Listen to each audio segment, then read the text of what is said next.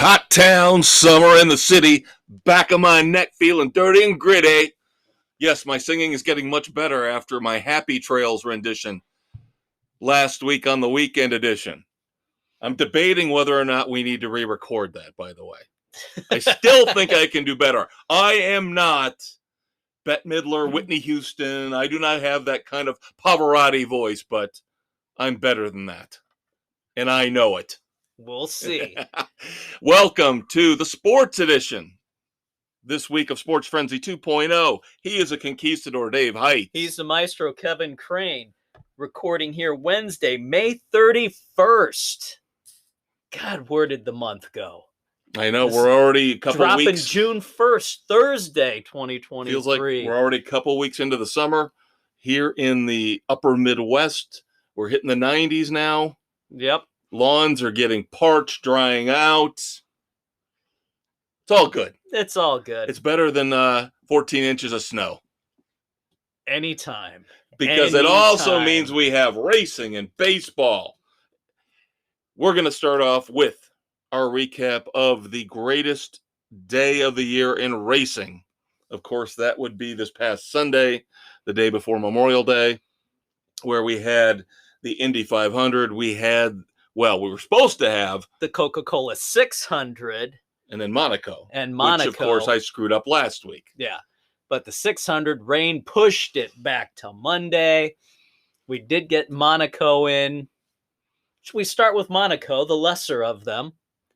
As I am wont to say, go for it, my friend. As Max Verstappen once again wins. Jesus Christ. When does he not win? I know. But rain was an issue. And he somehow managed to pull off the win on the medium tires that he had. They were shredded. Instead of coming in to put on the slicks, he stayed out on his mediums. They were torn to pieces, but he had enough of a lead built up, not coming in, that he was able to hold off. So a hell of a run he's got going right now. But they've got to do something. The road course there, the streets of Monaco, are not designed. These cars are too big and too wide for it to be a decent race anymore. Something's got to be done. Now, of course, I am very, very naive when it comes to F1 and Monaco and all this stuff. But I do know, I follow it enough to know Max Verstappen has just been dominating recently. Who is an equivalent name recently? Let's go back 2 decades. Who has had this kind of a run? Oh, God. In F1. Had Ayrton Senna. Okay. Was on a major run. Nigel Mansell had his run. Michael Schumacher had his run. That name rings Lewis a bell. Hamilton. Okay, the last Hamilton few years had one hell of a run. So it all depends. These cars are so technologically advanced. One little thing that you can pick up in your car that the others don't is enough to make a world of difference. See, this is me trying to guide the audience along as we learn from Uncle Dave in a subject that we are not very nuanced and knowledgeable in. Yeah, you had a couple of the cars were wrecked that they had to be craned away. And the Red Bull team, Verstappen drives for, his team car had to be lifted off the track. And everybody was making a big deal. We finally get to see the underside of their car compared to the car of Lewis Hamilton, where they could see what the difference in the bottoms, because that's where everybody was speculating Red Bull had an advantage, just whatever design they had on the bottom of the car. And Red Bull's guys, one of the team managers is like, it's not nice to look up someone's skirt.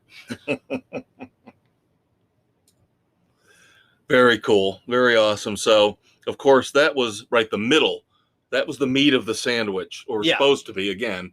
because the Coca-Cola 600 got delayed. But then, of course, we had the Indy 500. And believe it or not, I did watch some of this. Yep, the greatest spectacle in racing. Very interesting race. Going back and forth. Palau was up there, then Award and his teammate going back and forth trading. Then Award wrecks out. Palau gets involved in an accident. And you had Ericsson, who was set up to be the first back-to-back winner in, God, what was it, like 20-some years? When a late caution with 4 laps to go occurred. They red flagged it coming down pit road with 3 to go. So when they decide, oh, we're going to restart it, they come out of the pits, and as they complete with 1 lap to go, they take the green flag right out of the pits. No warm-up lap, nothing. Nobody has ever done something like that. So Ericsson, of course, was pissed off because he got passed by Newgarden, first-time winner, on the backstretch. I don't know.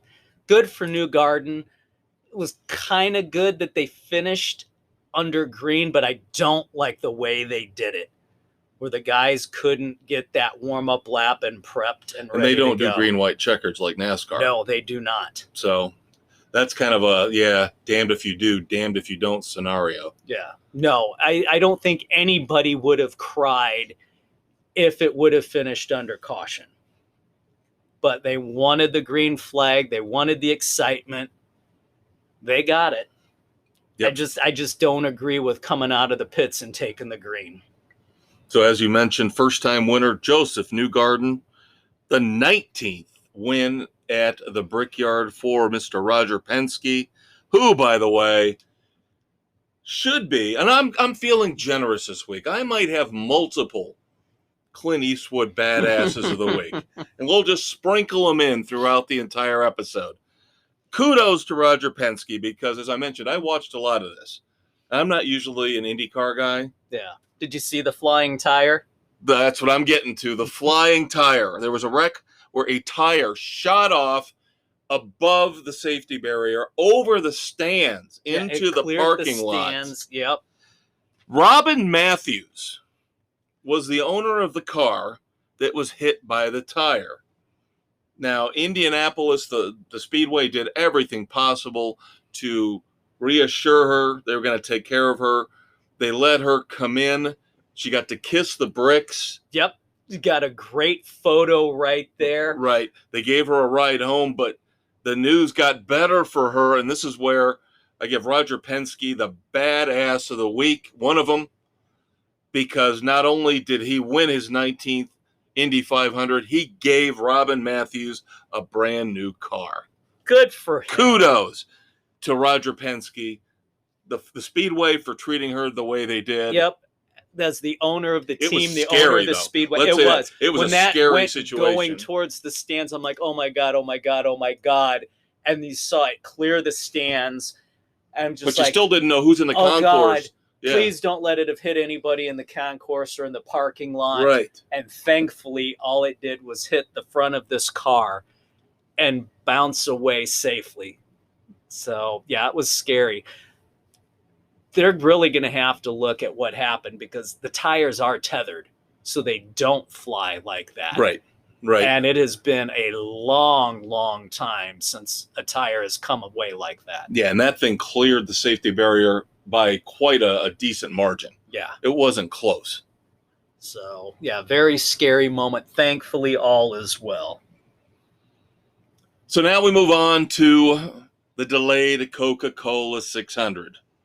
And yes, I will admit, as I just said, watched a decent chunk of the Indy 500. I probably watched more for the first time in a long time of the Indy 500 than I did the rain-delayed Coca-Cola 600. I had the day off Monday, as hopefully a lot of you out there did.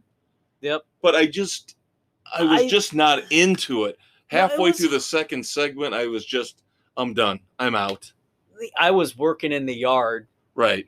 Doing stuff most of Monday. Came in to watch the end of the third stage and watched the final run. From what I gathered, I didn't miss a hell of a lot early on. Yeah. Well, Ryan Blaney led throughout most of the race, or a very decent He led a decent amount. Yeah. So Ryan Blaney wins. He and Reddick and going back and forth for a little while there. Of course, William Byron had the pole because of the rain. I'm not a fan of that. I've told you guys, I do not like this metric, this formula they're using. It's not right to reward the winner of the last race, the guys that finished well in the last race, and just automatically move them up to the front of the next race. No. Because look how well it did for Harvick. He dropped like a rock at the beginning of the race. I know, but still, it is an advantage if your team sets the car up properly. Yep, it is. And by that, they gave him the first pit stall. Sorry, if you do not get to qualify, it should be a random draw to see where you start, and it should be a random draw for pit stall. Yeah, or do something like a lottery. Take the top 10 or 12 cars and then just randomly shuffle them. Maybe don't penalize, because I don't necessarily think because of rain the guy who won the last race should start last, finish first, start last the next week. Yeah, no, but at the same time, he shouldn't automatically be rewarded the pole for the next race. Exactly. And like you said, also get the primo position on pit road. But of course, the big headline of the week coming out of the Charlotte race is Chase Elliott is being set for the upcoming race in St. Louis at WeatherTech Speedway. Why? Because he was a dumbass after getting involved in a little skirmish with Denny Hamlin. Hamlin got loose, went up the track, kind of put him in the wall. Elliott got butt hurt, turned left, and hooked the right rear of Hamlin's car, sending him headlong into the wall. A vicious hit. Deliberate hit, if you watched it. You could see Elliott's hands turn left. He had control of the car, despite what he says. Precedent from last year when Bubba Wallace wrecked Kyle Larson in a similar fashion. They sat him the next race. They had to do it to Elliott. So, justice has been served. Hendrick has come out and said they will not appeal. Chase Elliott will indeed sit out the race at Gateway. But, of course, they emphasize in their press release, but we will be applying for the waiver. I thought they did that already with his broken leg. Because we all know at some point Chase Elliott will win a road course before we're through 26 races, and he will get in to the top 16 because he's the most popular driver in NASCAR, yada, yada, yada. Blah, blah, blah. Corey LaJoie will sit in that Napa Chevrolet for Chase Elliott at Worldwide Technology Raceway, Gateway, whatever the hell you want to call it. Whatever it is. So, we're mixing sponsors. Couple other headlines. We're mixing drinks here. We're mixing sponsors. Whatever works. Couple other NASCAR headlines before we move on to our picks for the Worldwide Technology WeatherTech Gateway, whatever the hell you want to call it, Raceway, the Enjoy Illinois 300. But first, late breaking news here over the last 24 hours. Number one, not really a shocker. NASCAR has announced that Phoenix will again host the championship race in 2024. Isn't it amazing how the NFL is king in ratings, in making money, fan happiness, because they move the Super Bowl around from city to city every year?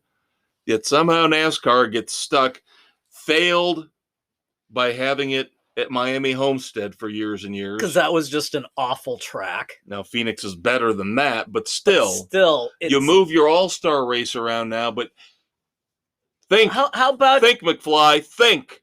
How about you move the championship race around? I know you can't do anything outside of the South, but that's the same mentality. that's okay. The same business plan the NFL does. You have to have it in a dome stadium or in warm weather. You got Vegas. They can host a November race. You could go anywhere from Atlanta, Charlotte, Atlanta. You got options. God help us, even Fontana. No, they're demolishing it. Well, they're turning it into a short track. So eventually, who knows when that's going to be? There's not even any architectural plans put forth yet for a short track. And plus, would they have the balls to do that? Would they have the balls to put the championship race on a short track? I think it would be phenomenal. They're going to put it on a cookie-cutter intermediate track that everybody hates. And then, of course, penalties did not just get handed down to Chase Elliott, but Chase Briscoe. Bad week for the Chases. Yes. Chase Briscoe gets hammered for a counterfeit part. Bum, bum, bum. 120 driver points, 120 owner points, 25 playoff points, loses his crew chief for 6 races. You know, there's modifying a part like everybody else did. A counterfeit part, there's no excuse for that. Zero. Because NASCAR has mandated who you get the parts from. That's inexcusable.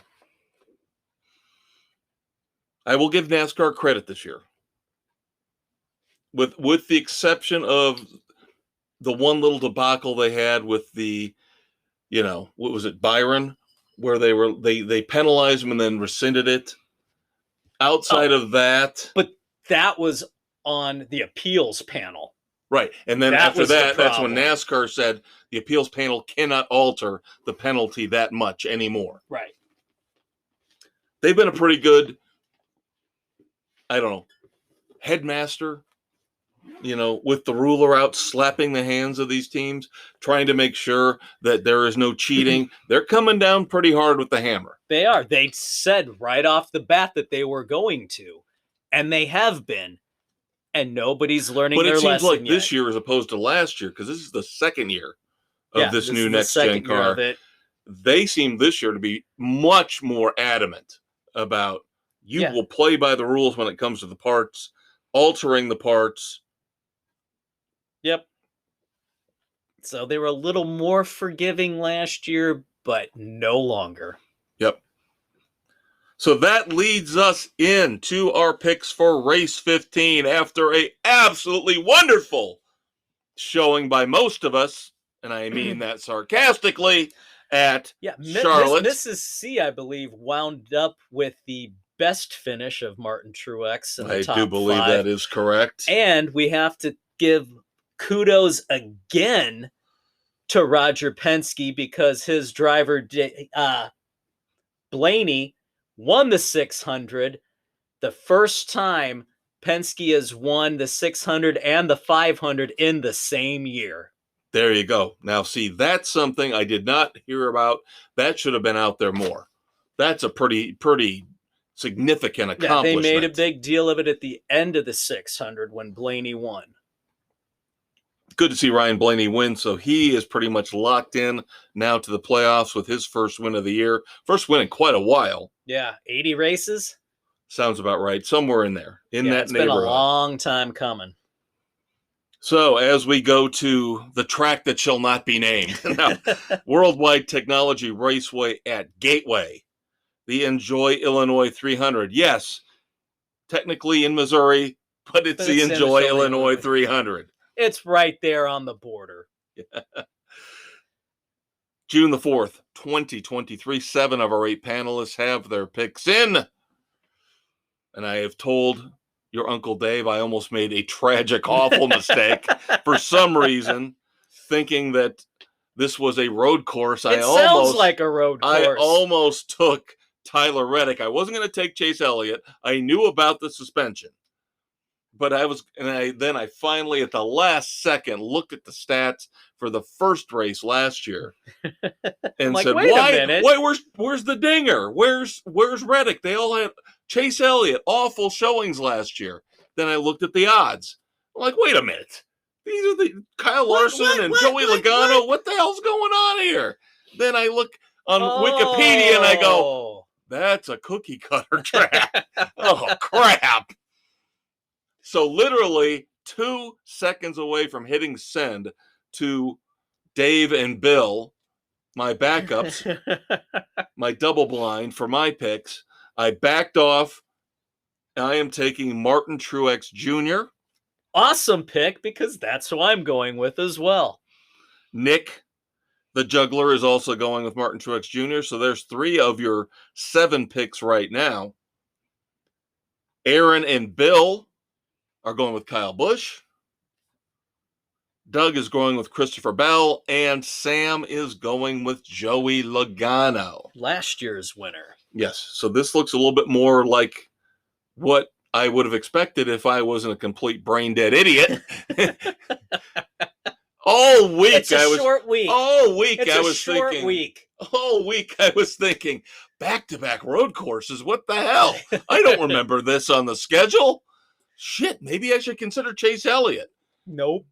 Then he gets suspended. Nope. Well, then I got to go Tyler Reddick. Nope. Ah!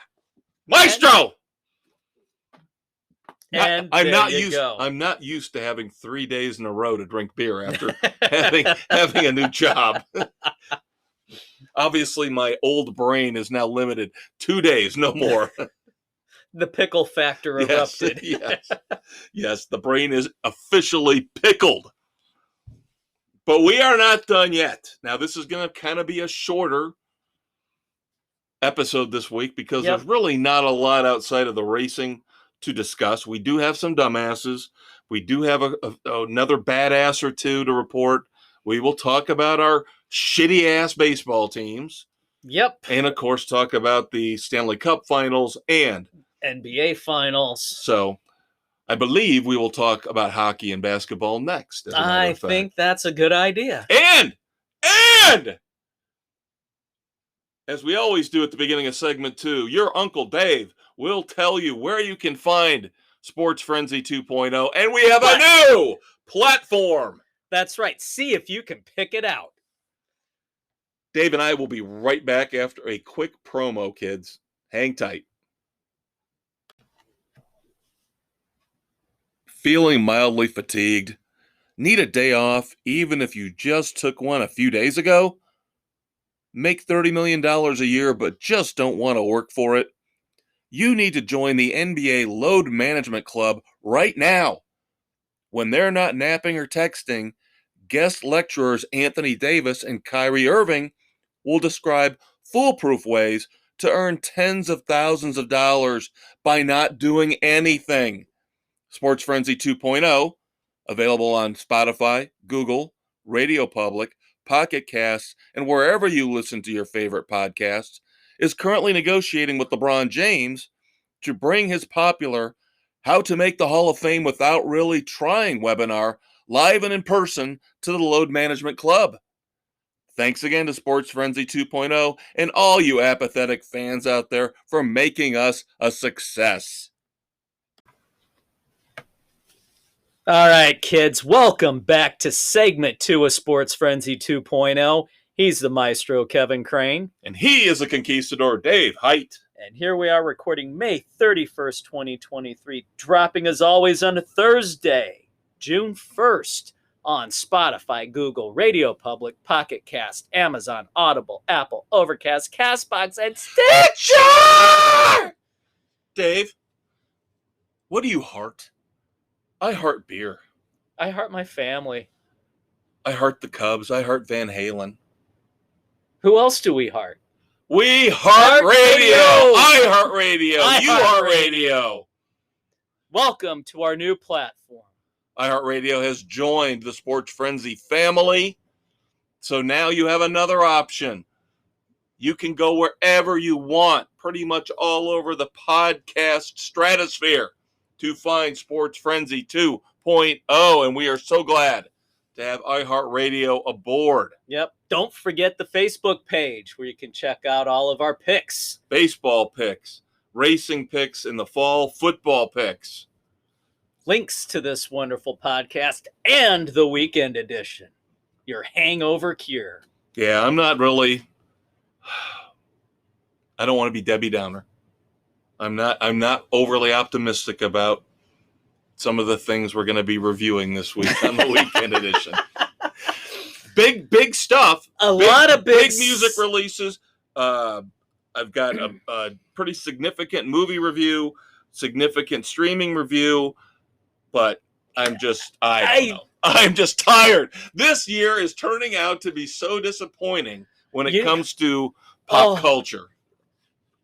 I'm glad to hear you say that because I was a little worried about, am I going off the rails? Nope. And you at least got to see Guardians of the Galaxy Volume 3. This is true. And I haven't even seen that yet. And that would help bump the average up a little bit. It does help. But you need to check out your weekend hangover cure this Saturday morning, June the 3rd, where Dave and I will discuss more about this stuff. But for now, we have to talk about the NBA Finals and the NHL Stanley Cup Finals.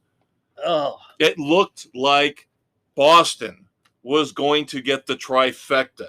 It looked like Boston was going to be able to claim not only the greatest Super Bowl comeback of all time and the greatest baseball playoff comeback of all time, but it looked like after fighting back from being down 3-0 to the Miami Heat, getting back even 3-3 and playing at home, that the Boston Celtics were going to lay claim to the greatest basketball comeback of all time. Jimmy Bucket said no. Yeah, the Eric Celtics Spoelstra shit the said bed. no. Yep. Boston was completely obliterated in this game. Yes. Wasn't even a contest. I checked in a couple times, once early, once late. Was well over double digits both times. I think the closest they got since the start of the game was 9 points. Yeah. And yeah, they looked they were out coached, hands down. Which we've talked about throughout the playoffs is that, and now I think it looked shaky there previously here earlier this week with Spoelstra choking away the 3-0 lead to a point. But in the end, he shows up, his players show up. They dominate in Boston on the road, Game 7. So the Heat will go into the finals to play the heavily favored Denver Nuggets and who should be the 3-time MVP, Nikola Jokic. Yep. Now, shifting to the ice, we have the Panthers and the Golden Knights facing off starting this weekend on Saturday. Because when you think of hockey, you think of Miami and Las Vegas. Yeah, where ice does not fare well. Hey, Kev, what do these two finals have in common? Well, you told me, and I did not know. So once again, you have come through with stellar research. So let's inform the Sports Frenzy community. You have the Miami Heat and the Florida Panthers, both from the Miami area, making the finals, coming in as the 8th seed in both. Yeah, I think it's a double, right? Because not only the point you made was they're both 8 seeds, but I think it's also just, on a much more generic level, the first time that Miami has had Stanley Cup finals and NBA finals in the same year. Yeah, absolutely crazy. So, as they always say, just get in the playoffs. Anything can happen. Yep. Now, I will say this. Now, with hockey, it's not as big of a deal. But the thing that I do not like about the Heat getting to the finals, being such a low seed, is that this is going to reinforce the opinion that the regular season doesn't matter in the NBA, and all you've got to do is squeak in. The Lakers got to the Final Four like this, and now the Heat have a chance at winning the whole thing. Just kind of resting players and kind of gliding your way through. That bothers me. That bothers me. I'm not saying they're not worthy, but you really can't pull this off in a sport like the NFL. It's very hard to do in baseball. Yeah. No, it does not bode well for the health of the NBA overall. And although the regular they said season. They did say Game 7 of the Eastern Conference Finals between the Heat and the Celtics was the highest rated ever on that Turner network it aired on. Yeah, there you go. Again, you couldn't even have it on one of the major networks where they used to be. Yep. Well, they could be. We could go way, way back to the late 70s and early 80s when it was on tape delay. Remember that? God. Yeah, that was pathetic too. All right, now there are a couple coaching changes and front office changes in the NBA we should discuss, going back to basketball for a minute. The Bucks hire Adrian Griffin as their new head coach after they jettisoned Mike Budenholzer. I believe Adrian Griffin is an assistant from the Raptors organization. Okay. Speaking of the Raptors, the Philadelphia 76ers, and I'm not taking credit for this, somebody else came up with it, but it's brilliant. The 76ers go from a doc to a nurse as they hire, of course, another ex-Raptors coach. Nick Nurse will take over, and he'll try to manage the Philadelphia 76ers and make the process work. So how are the Raptors suddenly the source of new coaches? Because they won a title, 5-6 years ago? But what have they done lately? I know, but you know how the NBA is. Doc Rivers is still in play to take over the Phoenix Suns. He has done nothing to deserve Kevin Durant and Chris Paul, DeAndre Ayton. He's done nothing. Booker, he's done nothing to deserve just getting handed that team after his abject misery and failure for the most part when he coaches in the playoffs. Yep. They're going to wind up in the same situation. And I think I read a story where Nick Nurse, of course, was a finalist along with Doc Rivers for that Phoenix Suns job, where they were saying Kevin Durant liked Nick Nurse's coaching style. So, of course, they go the other way. Because why would you want somebody who the players might actually like and respect? But again, with the Sixers, the process, the quote-unquote process that's been going on for a decade has outside of Joel Embiid has been a failure beyond belief. It has. Their picks have not panned out well. Ben Simmons ends up being the biggest joke in the league now. They got rid of him. They were lucky to get rid of him and get something in return in James Harden. But I got to believe if Nick Nurse has any say, he's telling them, do not give me James Harden. No. Do not give me James. Go out and use the money Harden. To get me somebody else. I don't want Kyrie Irving. I don't want name your next. Oh, they're already talking about Kyrie. You knew it was coming. The rumors he's going to rejoin LeBron in Los Angeles. Yeah, that worked out so well in Cleveland. Well, they got one title. Yeah, but that's when Kyrie wanted to play and wasn't a basket case. Yes, he was younger.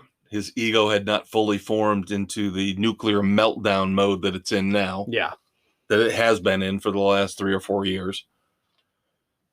Now, we have to admit, the greatest team of the last 10 to 12 years has been the Golden State Warriors. The architect behind them is stepping down. General manager and president Bob Myers is officially saying bye-bye to the Dubs. Will he take... I'm already hearing crazy rumors about will he take over in New York for the Knicks now that they've let their GM walk. Yeah. Why would you want to try and resurrect the Knicks? That is such a train wreck. And we've said it before on this show. I wouldn't want to manage, coach, run an NBA team for nothing. No. For nothing. No. You know? Not with the egos involved. Yeah. The players, yes, the inmates run the asylum. Sorry, I don't want any part of it. Everybody says it's a players' league. Yep. And that's not a good thing. And again, as we brought up, they get to whitewash the fact that they take dirty money from China while everybody else bashes on the live golfers for taking quote-unquote dirty money from Saudi Arabia. Yeah, take your pick. All right, let's move over to the NFL for a couple little tidbits before we wrap up a quick segment 2 here on Sports Frenzy. I don't know why everybody's freaking out about DeAndre Hopkins being on the market. Who cares? He's washed up. Yeah. He's absolutely got washed nothing. up. He's been around way too long. He's lost a step. If not two. Yeah. Yeah, he hasn't been able to stay healthy for the last couple seasons. No. Why would you even want him a shadow of his former self? Arizona had him on the market. Nobody wanted to trade for him. Yeah. Nobody wanted to give up a 7th round pick for him because everybody can see he's done. That he's shot. He's not Terrell Owens. As much as I didn't like Terrell Owens, the personality, Terrell Owens kept himself in unbelievable shape. Oh, absolutely. He could probably play better than DeAndre Hopkins right now. It wouldn't surprise me. Now he's a bigger asshat. That's my quarterback. That's my quarterback. Yeah, no. But yeah, everybody, all I keep hearing, maybe it's because this is the downtime, even though it's very small now with the NFL, which has mostly become a year-round sport. But this right now could be the slowest time for the NFL. Maybe that's why everybody's freaking out about and by the way, the Arizona Cardinals taking a $22.6 million dead cap hit to release by him. Cutting him. That tells you that he's done. If they are willing to take that amount of a hit, it's not worth it. And you know what happens next year? When he signs with Cleveland? Yeah, I know. I heard Deshaun Watson. I want to play with him. I want to play with him. Whatever. No, I'm telling you, Arizona is in full-blown reset, rebuild mode after the trade with the Texans, where they could end up potentially having 2 of the top 3 or 4 picks next year in the draft. Yeah. Bye-bye, Kyler Murray. Exactly. The minute they can cut you without having to take like a massive $70 or $80 million hit, they're doing it. Hey, my man is back. Chucky! Mr. Gruden goes to New Orleans. Nobody will admit it. Nobody will say anything other than, yes, John Gruden came down to talk to Derek Carr. Although unofficially they're saying they have brought John Gruden in to help Derek Carr with the transition and learn this new Saints offense. Of course, there are ties with Saints head coach Dennis Allen and the Raiders. Yep. Formerly coached by Mr. John Gruden, who I believe was the coach when they drafted Mr. Carr. I don't think he was. I think that was Del Rio. Or was that no, it was Del Rio. Yeah. Gruden. Yeah, Carr was there working with him. Yeah. Or it might not have even been Del Rio. It might have been Allen. Because I think Allen was the coach possibly before Del Rio. I could be mistaken on that. Yeah, I can't remember. But the year where they were really good and Derek Carr was on track to be MVP, and then he got hurt right at the end of the year, that was Del Rio. And then they had to put Matt McGloin in the playoff game and lost. Again, have a great backup quarterback, kids. It's imperative. Well, I have bitched and I've pissed and I've moaned and I've complained about YouTube TV taking over the NFL Sunday Ticket. But somehow, DirecTV, as the prostitutes love to say, got it in the back door. DirecTV has gotten permission to continue to reap the benefits of distributing the Sunday Ticket to bars and restaurants, which has got to be a pretty penny. Yeah, amazing how some of that stuff works out, isn't it? Yeah, so this will probably keep DirecTV afloat.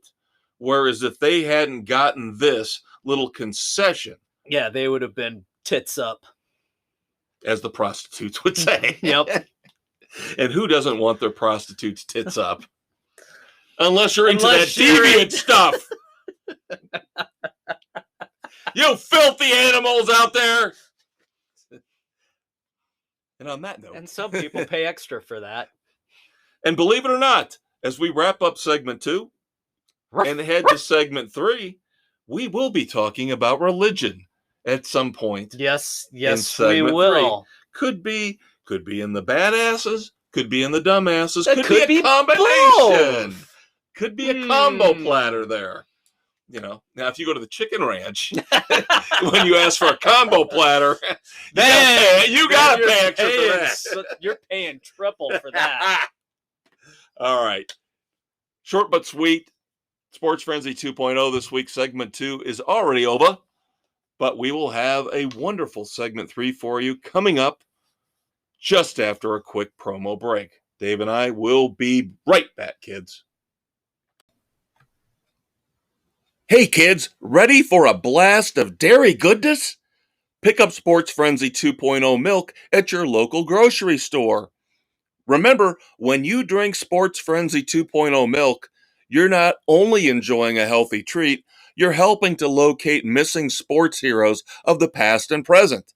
Our cartons and jugs feature pictures of Peng Shui, Ryan Leaf, and Sammy Sosa as we do our part to find the lost icons of the last 30 years.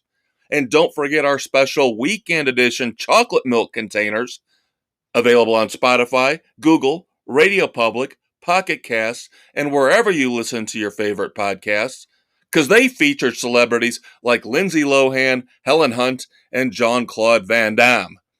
Pick up a gallon today.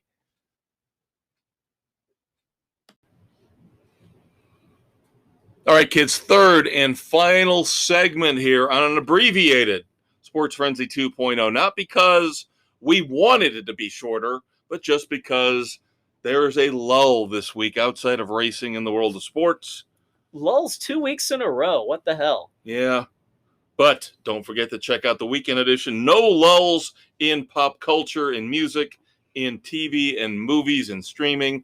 Books, plenty to discuss. Check that out Saturday morning this week, June the 3rd, your weekend hangover cure. All right. Time to discuss baseball and our team's efforts and futility. White Sox lose to the Angels today as we tape May 31st. Sitting now 23-35. Fourth place, 6.5 behind the Twins. And the Twins are barely, again, above 500. They're just above 500. It's a trash division. Nobody's playing well. I doubt anybody ever will. But the only bright spot for the White Sox, my first Clint Eastwood badass of the week, Liam Hendriks made his return Monday night after battling, I think it was reported, stage 4 non-Hodgkin's lymphoma. Came all the way back after dealing with the treatment and battling through the offseason, made his debut. As I said, it was a rough outing, but just the fact that he was able to get back on the mound and pitch this year, let alone at all, is an inspiration to everybody that, yes, it can be done. And kudos to his wife for sticking by him throughout the whole thing as well and being the support system that he needed. Very cool. Very cool story. I just wish he was coming back to a better situation. Yeah, I know. Ugh. But who am I to talk? Cubs somehow beat Tampa Bay 2 out of 3 this week. They are 24-31, though, not really much better than the White Sox.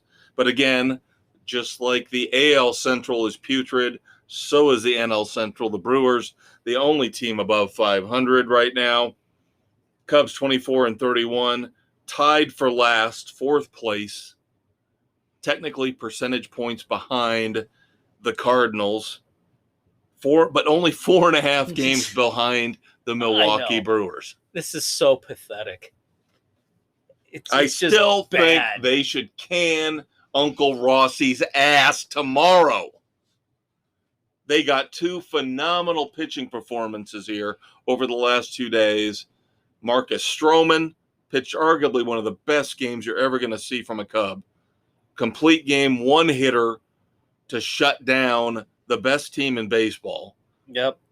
Marcus Stroman is having probably one of the best seasons of his career. Well, yeah, because he can renegotiate in the offseason. He can opt out of I believe he can opt out of his last year of his contract. I'm sorry, I'm not giving Marcus Stroman $30-35 million a year. I'm not. You can't. No way. No way. He wants to come back for maybe 20?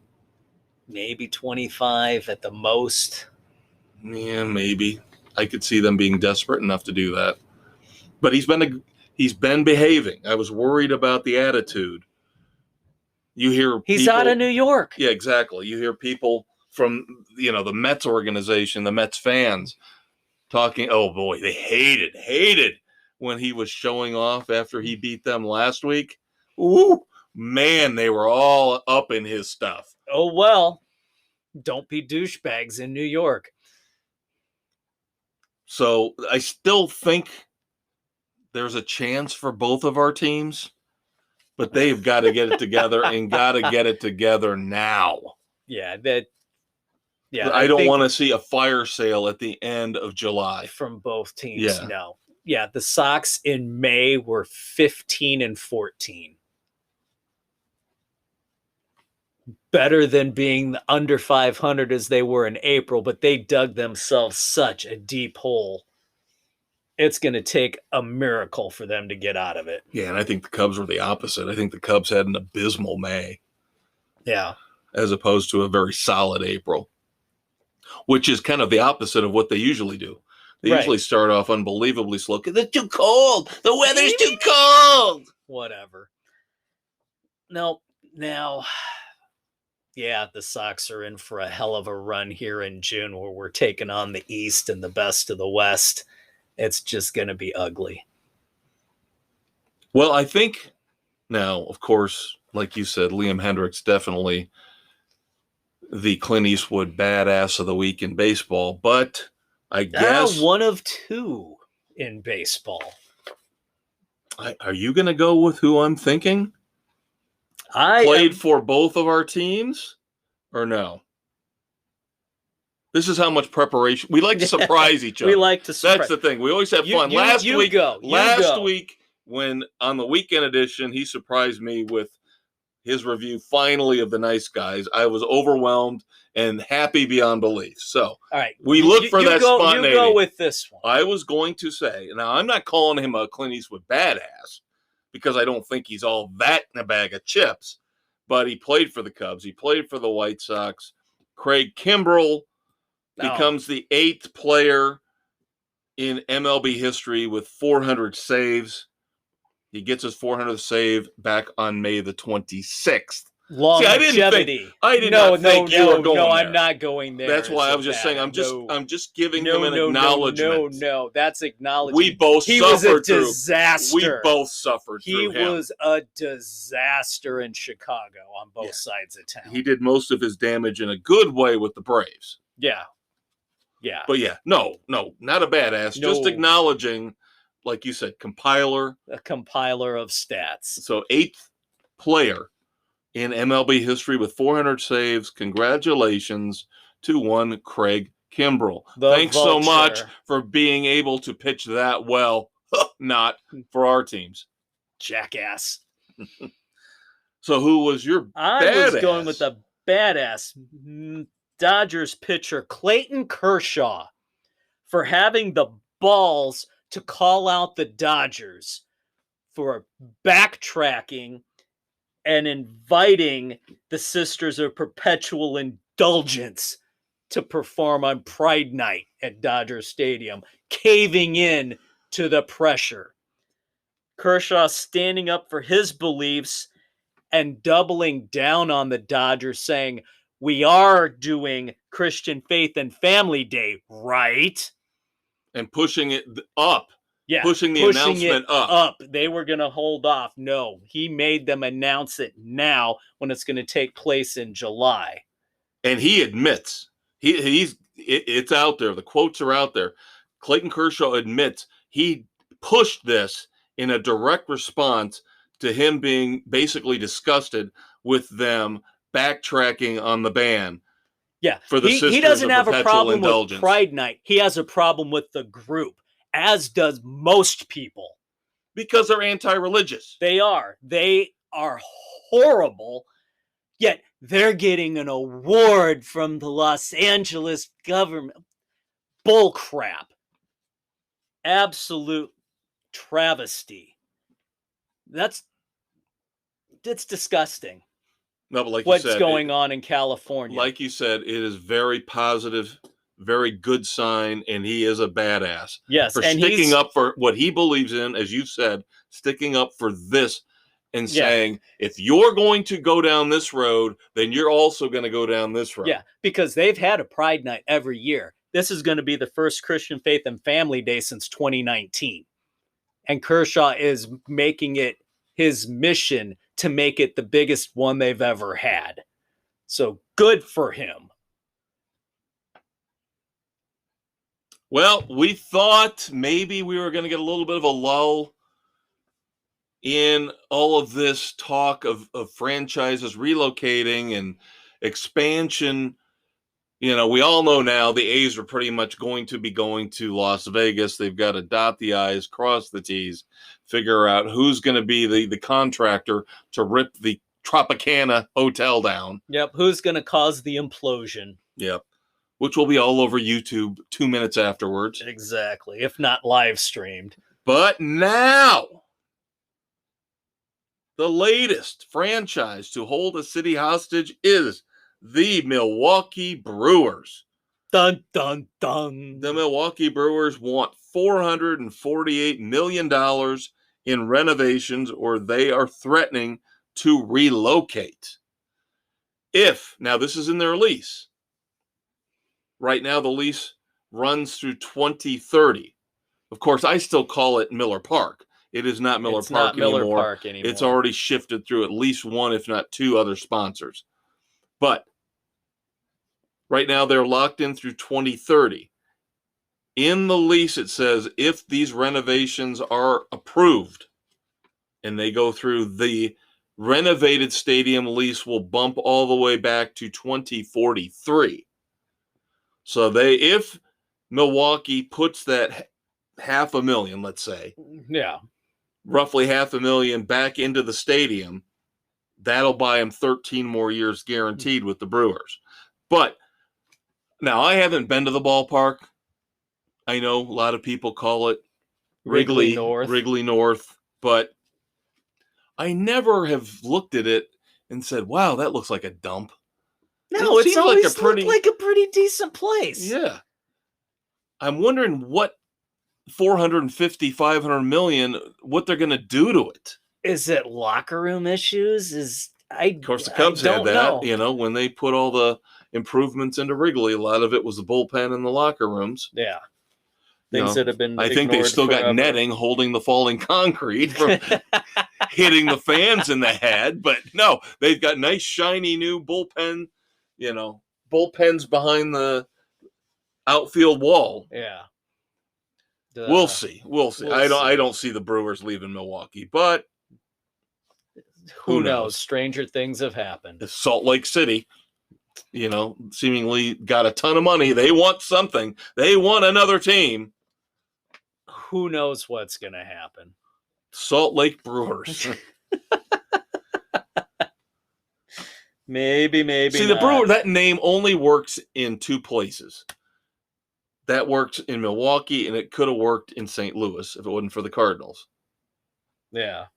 Outside of that, you'd have to change the name. Although Salt Lake City, of course, has the worst bad franchise name of all time. The New Orleans Jazz moving up there, and now you've got the Utah Jazz. Does not work. Doesn't work as well. No. And then finally in baseball, good to see this, because he's a little winebag. He's a little bitch. He's overrated. Major League Baseball finally suspended Yankees manager Aaron Boone 1 game just for general umpire confrontations, trying to send a message saying, we've had about enough of you and your pitchers using the sticky stuff and you getting all in a tizzy about it and throwing hissy fits at the umpires all the time. It's part of what we've been cracking down on for the last few years, and maybe you should monitor your pitchers more instead of taking it out on the umpires. Exactly. Your guys are the biggest ones with the sticky stuff. Deal with it. So tired of New York. And they've still got to leapfrog the Orioles and the Rays. Yeah. Otherwise, they're going to be playing wild card weekend in baseball. Yep. All right, college news, local impact news. Congratulations to Notre Dame as they won the national NCAA lacrosse title. Finally, they've been runner-up a number of times, and they finally get it, knocking off perennial favorite Duke in the process. Yep. Always good to see Duke get beat no matter what. Yes, because we don't like Duke. Now, I have another Clint Eastwood badass. Neglected to bring it up in the NBA segment. Would have been a little more appropriate, since I'm the idiot that said at the beginning we're going to sprinkle him in throughout. Well, I'm sprinkling. It's time for me to sprinkle. Celtics co-owner, despite the fact that they could not win Game 7 against the Heat, Celtics co-owner Rob Hale made a really nice gesture. At the commencement for UMass Boston, their graduation, he gave $1,000 to each graduate of UMass Boston. Wow. Yeah. So do the math, kids. He gave out $2.5 million in total to the graduating class of UMass Boston. That's and even though I know for these guys that's probably a drop in the bucket, but that's still very impressive. Give them something to get them through. It's a month's worth of utilities and rent. Yeah. To get them on their feet while they're looking for a new job. So, Rob Hale, congrats. You are a badass this week, in my eyes. Very nicely done. All right. I have one moment of silence. Hate when somebody dies, not young, but cancer, of course. Striking down UCLA defensive coordinator Bill McGovern, who Chip Kelly had brought in. Believe he was 60 years old, and it came on quickly. He had stepped away from his duties and unfortunately has now passed away. Thoughts and prayers to his family and friends. Yes. So, as Ross Geller said on Friends, pivot from the sorrow to the shame.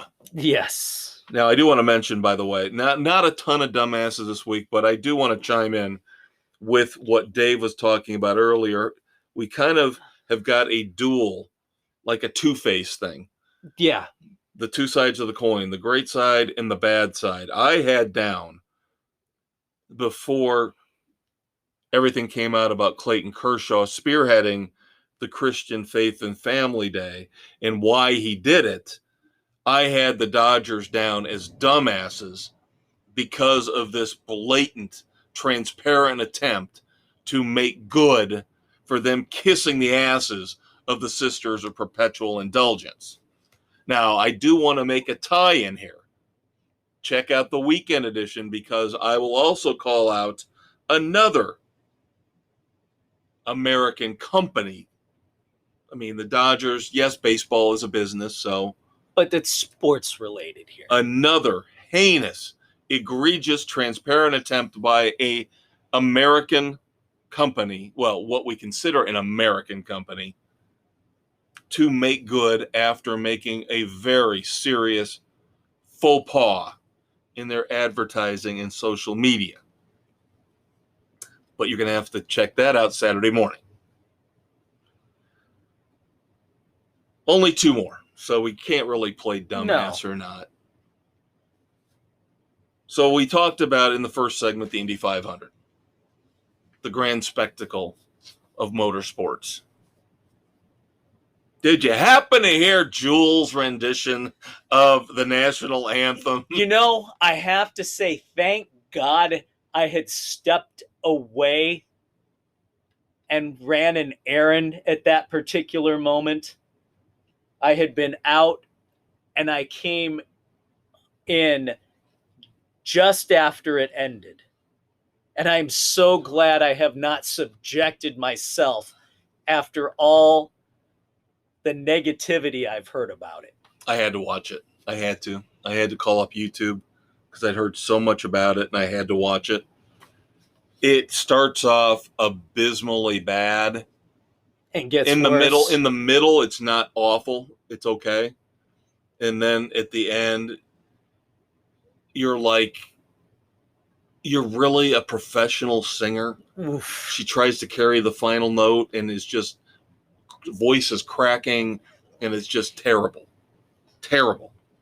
And the way she was dressed, she kind of looked like somebody, as we were talking to last segment, somebody you might choose from at the Chicken Ranch. She had the little cowgirl thing going on. You know, you have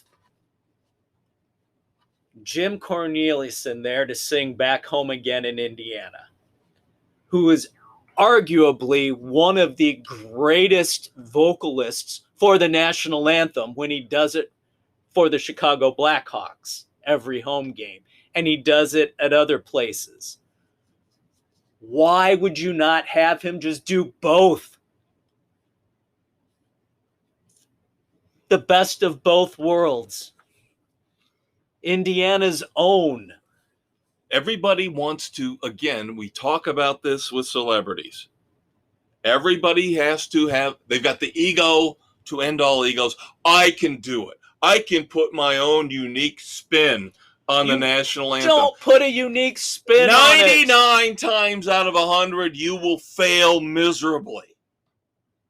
I remember, who was it that did the guitar version of it that was really cool years ago? Somebody did it on the guitar. Was it Santana? Hendrix was probably one of the first ones to do it way back in the day. This was more modern.